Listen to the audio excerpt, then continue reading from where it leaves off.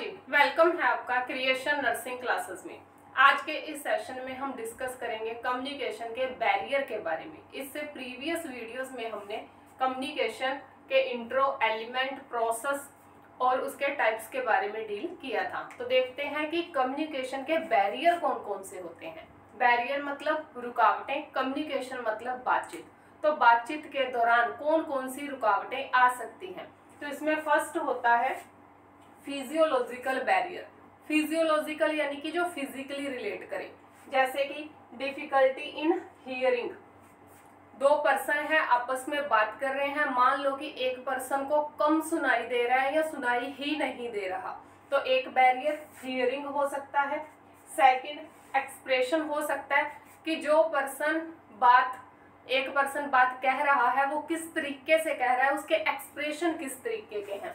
Next हो सकता है इसमें विजन यानी कि देखना, जैसे कि जो पैम्पलेट्स और इसके थ्रू जो कम्युनिकेशन किया जाता है तो वो किस तरह से होता है, सामने वाला उसे किस तरह से परसीव करता है, तो वो है। या फिर ये हो सकता है कि कोई पर्सन को आंखों से दिखाई ही नहीं देता या किसी को कम दिखाई देता है, तो वो उन चीज़ों को कैसे समझेगा। तो ये है फिजिकल जो बैरियर है वो। इसके बाद आते हैं साइकोलॉजिकल बैरियर। साइकोलॉजिकल मतलब माइंड से रिलेट करेंगे। इसमें इमोशनल डिस्टर्बेंस, दो पर्सन या दो से ज़्यादा पर्सन अगर आपस में बात कर रहे हैं तो हो सकता है वो इमोशनली डिस्टर्ब हो, सामने वाला जो सुनने वाला है वो इमोशनली डिस्टर्ब हो, दुखी हो किसी बात से, या बहुत ज़्यादा एक्साइटेड हो या गुस्से में हो। जो बात कर रहा है वो भी हो सकता है इमोशनली डिस्टर्ब हो।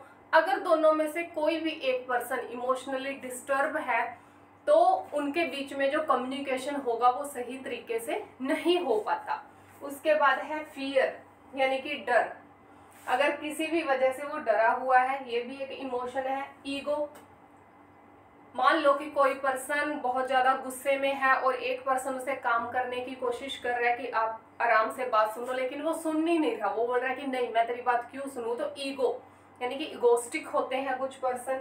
और लेवल ऑफ इंटेलिजेंस यानी कि पर्सन का लेवल क्या है इंटेलिजेंस का, जो सुनने वाला पर्सन है वो किस तरीके से बातों को सुनता है, उसका माइंड कैसा है, वो आसानी से अग्रेसिव हो जाता है या उसकी जो आईक्यू लेवल है वो किस तरीके का है, जो बता रहा है, कम्युनिकेट कर रहा है, किसी टॉपिक को डील कर रहा है, वो किस तरीके से बताने जा रहा है, वो सही तरीके से एक्सप्रेस कर भी रहा है या नहीं कर रहा। ये आता है लेवल ऑफ इंटेलिजेंस के अंदर। नेक्स्ट आता है इसमें इन्वायरमेंटल फैक्टर। इन्वायरमेंट मतलब जहाँ दो पर्सन बैठ के बात कर रहे हैं उनका आसपास का इन्वायरमेंट कैसा है, उसमें वेंटिलेशन पूरा है या नहीं, हो सकता है वहाँ वेंटिलेशन की कमी हो, प्राइवेसी ना मिले उन लोगों को, कुछ बातें प्राइवेट होती हैं तो उन्हें प्राइवेसी ही ना मिले बात करने के लिए।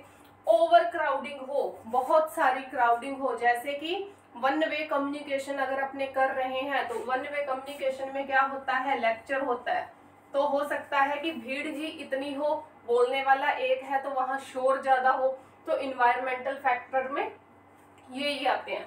नेक्स्ट है कल्चरल बैरियर। हर पर्सन का जो कल्चर है यानी कि अपनी सोसाइटी में बहुत सारे कल्चर के लोग रहते हैं, तो कल्चर बैरियर में देखें तो लैंग्वेज, कम्युनिकेशन में मेन लैंग्वेज का डिफरेंस आता है। किसी को हिंदी आती है, किसी को पंजाबी आती है, किसी को मराठी, तो लैंग्वेज एक बैरियर रहता है। रिलीजन वही कि वो किस कास्ट से बिलोंग करता है, ये रिलेट करेगा लैंग्वेज से।